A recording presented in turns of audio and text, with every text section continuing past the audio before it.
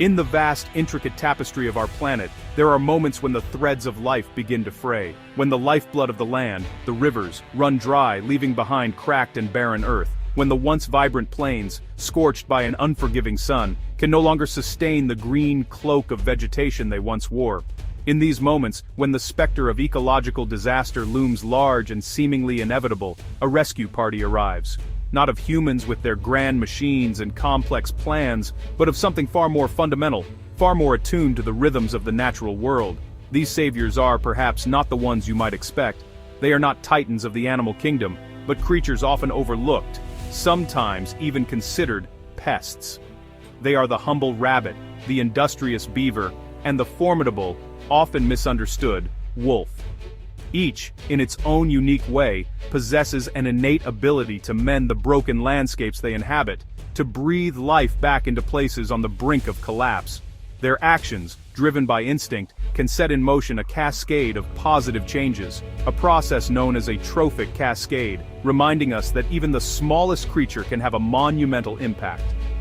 Today, we journey across the globe to witness these remarkable stories of revival. We will explore how these animals, through their everyday behaviors, have become architects of renewal, turning desolation into abundance. Our first story, however, comes with a note of caution. It is a tale of rabbits and a desert transformed, a story that circulates with conviction but lacks firm, verifiable sources. It seems quite truthful, a powerful parable of nature's resilience. Whether you choose to believe it as fact or fable, the lesson it holds is undeniably profound. Let us begin. Our first tale takes us to the vast, arid expanse of the Dalid Banner Desert in Inner Mongolia, China. In the late 1980s, this was a place defined by its emptiness, a sea of sand stretching to the horizon, where the wind whispered a mournful song across lifeless dunes. The soil was compacted, unable to hold the precious little moisture that fell, and any attempt at cultivation was a futile struggle against the encroaching desert. It was a landscape seemingly lost to the forces of desertification, a stark symbol of ecological decline. In 1988, a rather unconventional experiment was proposed. It was a plan born of desperation, a gamble against the relentless march of the sand. The idea was simple, yet radical: to introduce rabbits. Not just a few, but a significant population, released into this hostile environment. To many, it must have seemed like a fool's errand.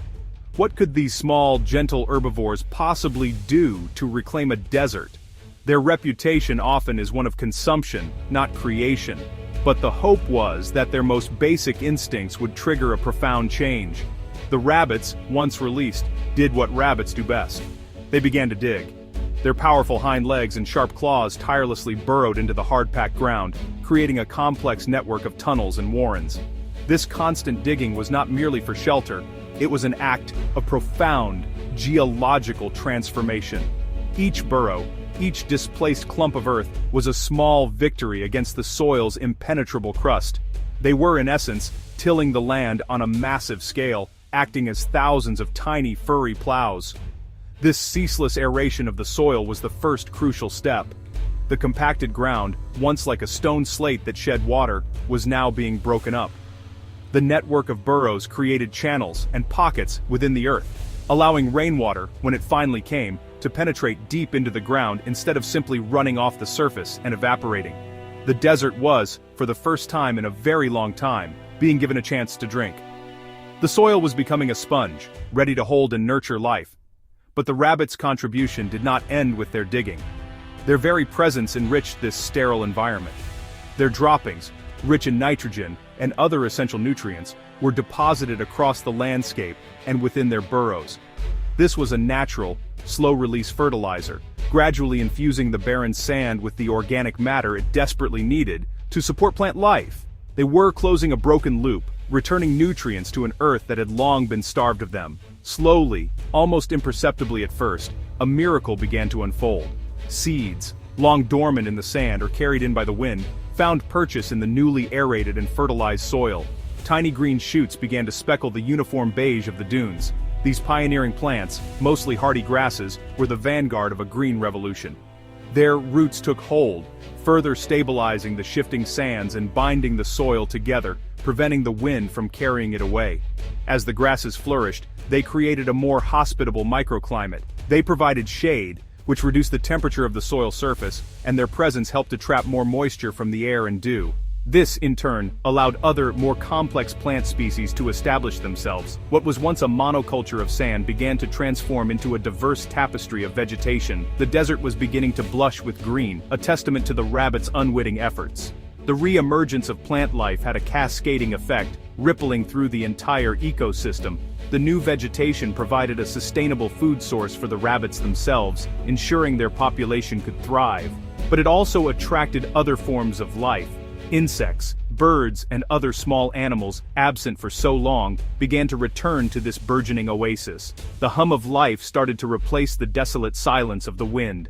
This ecological revival soon translated into economic opportunity for the local human population. The land, once useless for agriculture, was now fertile.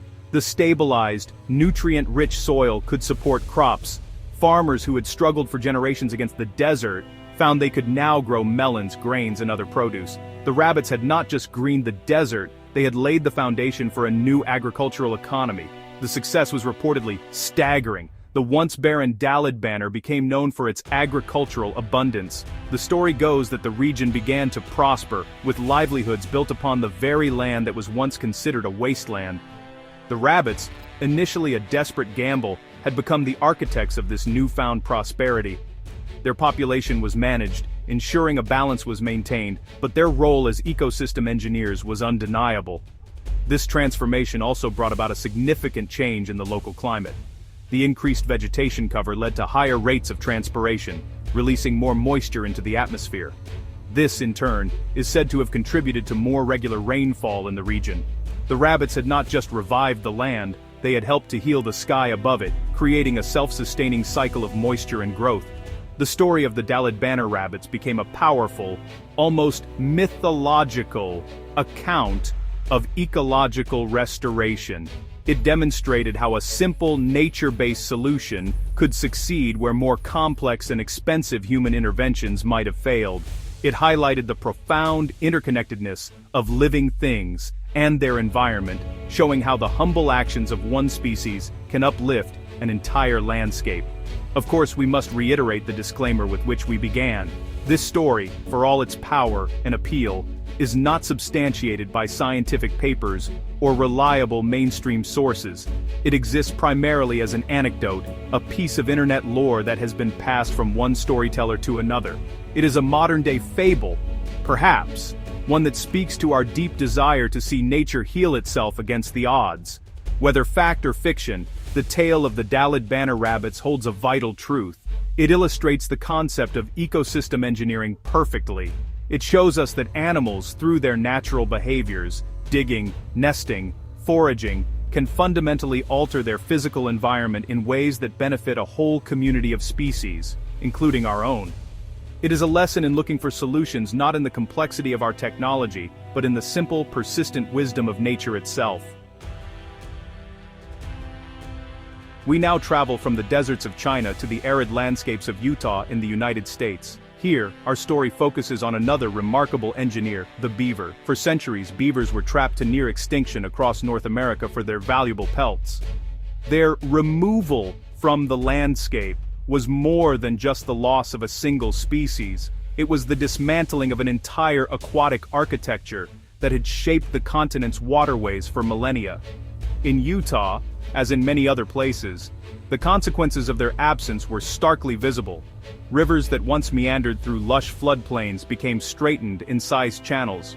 Without the beavers' dams to slow the flow, seasonal rains and snowmelt would rush through the landscape in powerful, erosive torrents, carrying away precious topsoil and carving deeper gullies.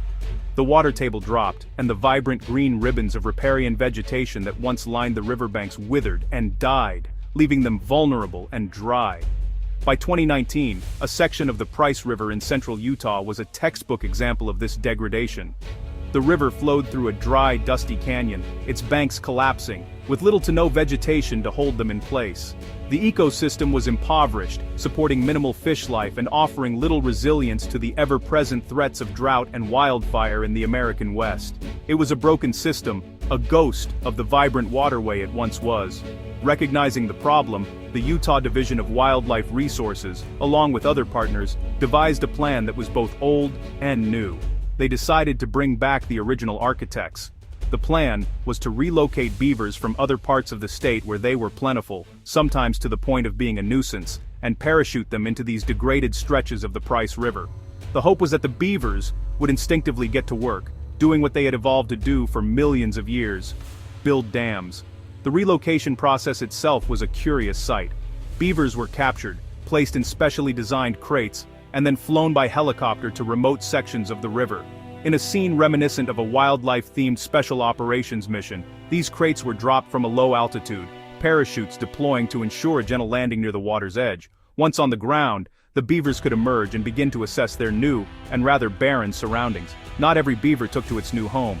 The initial environment was harsh, lacking the very resources, like aspen and willow trees, that beavers rely on for food and building materials. Some of the relocated animals perished, a sad but real consequence of such ambitious restoration efforts, but others, demonstrating incredible resilience, persevered. They found enough scrubby vegetation and driftwood to begin their monumental work. Slowly but surely the first dams began to appear. Gnawed-down branches, mud, and stones were meticulously woven together to form barriers across the narrow channel of the Price River. These were not the colossal, lake-forming dams of popular imagination, but a series of smaller, humbler structures. Yet their impact was immediate and profound. The frantic rush of water was slowed to a gentle crawl. Behind each new dam, the water began to pool. What was once a single, fast-flowing channel started to transform into a complex series of ponds, wetlands, and braided streams. The river was forced to spread out, re-engaging with its historic floodplain for the first time in decades. This stored water began to seep into the surrounding earth, recharging the depleted groundwater and raising the water table. The change on the riverbanks was nothing short of miraculous. With the soil now saturated, the seeds of riparian plants like willows, cottonwoods, and sedges sprang to life. A lush green border began to grow along the newly created ponds and wetlands. This vegetation was crucial. Its roots stabilized the riverbanks, preventing the erosion that had plagued the river for so long. The canyon was healing its own scars. This explosion of plant life provided a feast for the beavers, creating a positive feedback loop. More food meant a healthier, more robust beaver population, which in turn meant more dams and more ecosystem restoration. They were in effect farming their own environment, cultivating the very resources they needed to survive and thrive. The landscape was becoming a beaver's paradise, designed and built by the beavers themselves. The benefits radiated outwards to the entire ecosystem. The newly formed ponds created ideal habitat for fish. The slow-moving deeper water was cooler and more oxygenated, and the complex structure of the dams provided shelter from predators. Trout populations, once struggling, began to rebound. The lush vegetation attracted a host of insects, which provided food for fish and for the birds that began to flock back to the revitalized river corridor. Perhaps one of the most significant benefits in the arid West was the project's impact on wildfire risk. The wide, green corridors of well-watered vegetation created by the beavers acted as natural fire breaks. During a wildfire, these lush, wet areas are far less likely to burn, providing a refuge for wildlife and helping to slow or even stop the spread of the flames. In an era of escalating megafires, the beavers were providing an invaluable and entirely free firefighting service. The restoration of the Price River did not go unnoticed. The return of a healthy, vibrant ecosystem, with its clear ponds and abundant wildlife, became an asset for the local community. The area attracted anglers, birdwatchers, and hikers, boosting the local tourism economy. The project became a celebrated success story, a living demonstration of how reintroducing a single keystone species can heal a wounded landscape. The tale of the Utah beavers is a powerful testament to the concept of process-based restoration. Instead of humans building expensive concrete structures to control the river, they simply reintroduced the animal that was meant to be there, trusting its natural instincts to do the work. The beavers, with their innate engineering skills, created a dynamic, self-maintaining system far more complex and resilient than any human-designed equivalent. They remind us that sometimes, the most effective solution is to step back and let nature's own engineers take charge. Our final story takes us to one of the world's most iconic natural treasures, Yellowstone National Park. In the early 20th century, a decision was made that would have profound and unforeseen consequences for this vast wilderness. The gray wolf, seen as a predator and a threat to grazing animals, was systematically hunted and eradicated from the park, with the last pack being eliminated in 1926. For nearly 70 years, Yellowstone was a land without its apex predator. In the absence of wolves, the park's largest herbivore, the elk, began to thrive. Their population, freed from the primary pressure that had kept it in check for millennia, exploded. While this might sound like a good thing, a park brimming with majestic elk, it set in motion a slow-motion ecological catastrophe. The sheer number of elk began to overwhelm the landscape's ability to support them. They were, quite simply, eating Yellowstone to death. The elk congregated in the park's valleys and lowlands, particularly during the harsh winters. Here, they browsed voraciously on young trees and shrubs. Their preferred food was the tender shoots of aspen, willow, and cottonwood trees. For decades, virtually no young sapling could survive the constant browsing. As the old trees died, there were no new ones to take their place. The great aspen groves for which Yellowstone was famous began to disappear. It was not simply a loss of trees, it was the unraveling of a complex web of life. The willows that lined the riverbanks were crucial for many species. Without them, the beavers, another of our ecosystem heroes, had no food or building materials. As the willows vanished, so did the beavers. And as the beavers vanished, their dams decayed, and the intricate wetland habitats they maintained dried up, just as we saw in Utah. The loss of the trees and shrubs along the rivers also had a dramatic effect on the rivers themselves. The banks, no longer held together by a strong network of roots, began to erode. The rivers became wider, shallower, and straighter. The cool, shaded pools that were essential for cold water fish disappeared. The songbirds that nested in the willow thickets had nowhere to build their homes, and their populations plummeted. The problem cascaded through the food chain. The berries produced by many of the shrubs the elk were eating were a vital food source for bears, both grizzly and black. As the shrubs vanished, the bears lost a key part of their diet, forcing them to seek other, sometimes less reliable, food sources. The entire ecosystem was becoming simpler, less diverse, and far less resilient. It was a landscape out of balance. It is crucial to understand that the elk were not villains in this story. They were not malicious or destructive by nature. They were simply behaving as elk do, seeking out food and surviving in the environment they were given. The problem was not the elk themselves, but the absence of the natural force that shaped their behavior. Without the fear of predation, they had no reason to be cautious, no reason to avoid lingering in open river valleys where they were most vulnerable.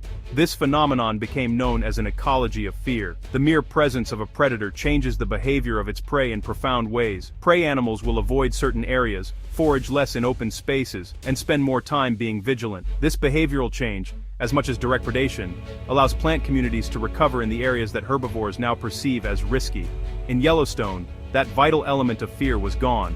For years, park managers tried to control the elk population through culling.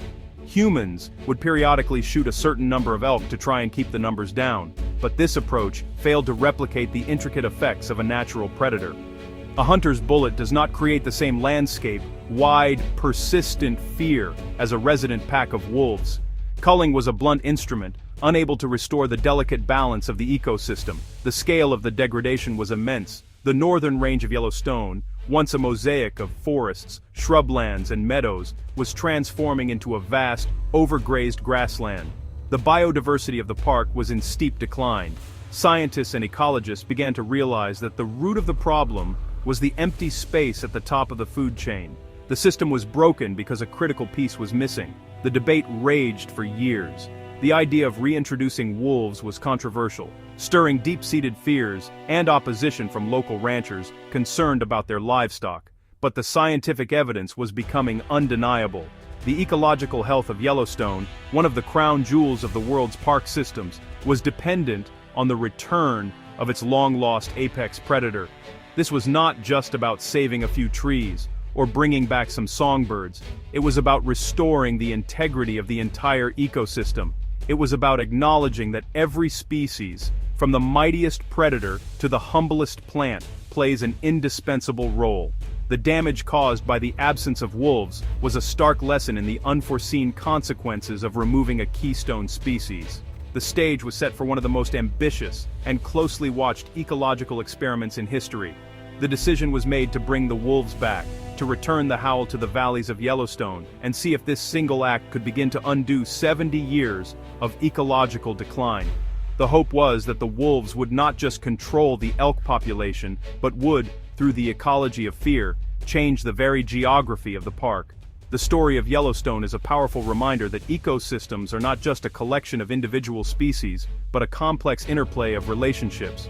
The predator-prey dynamic between wolf and elk was not a simple tale of hunter and hunted. It was the engine that drove the health of the rivers, the growth of the forests, and the survival of countless other species. The absence of that engine had caused the entire system to falter, and now, all eyes were on its reinstallation. The stories of the rabbit, the beaver, and the wolf are more than just remarkable tales of ecological recovery. They are profound lessons whispered from the wild heart of our planet. They teach us that the intricate health of an ecosystem is often dependent on the actions of what we call keystone species. Remove one, as we did with the wolf, and the arch of the entire community can collapse. Reintroduce one, as with the beaver, and a landscape can be reborn from the water up. These animals, through the simple, honest work of their daily lives, are the architects of the living world. We have seen how their instincts, to dig, to build, to hunt, can ripple outwards, creating cascades of change that restore balance and foster biodiversity. They aerate the soil, store precious water, and shape the very behavior of other species, allowing forests to regrow and rivers to heal. Their work is a testament to the powerful, self-regulating wisdom of nature, a wisdom we have too often ignored or tried to overrule with our own, cruder interventions. In a world facing unprecedented environmental challenges, their example offers a message of profound hope. Perhaps then, our role is not always to command and control, but to listen and to learn. To identify the missing pieces in the landscapes we have broken, and to have the humility to help restore them. The future of our planet's health may not lie in ever more complex technology, but in re-establishing the ancient relationships that have sustained life for millennia. For in the tireless work of these animal engineers, we see a path forward, a way to help nature heal itself, and in doing so, to secure our own place within it.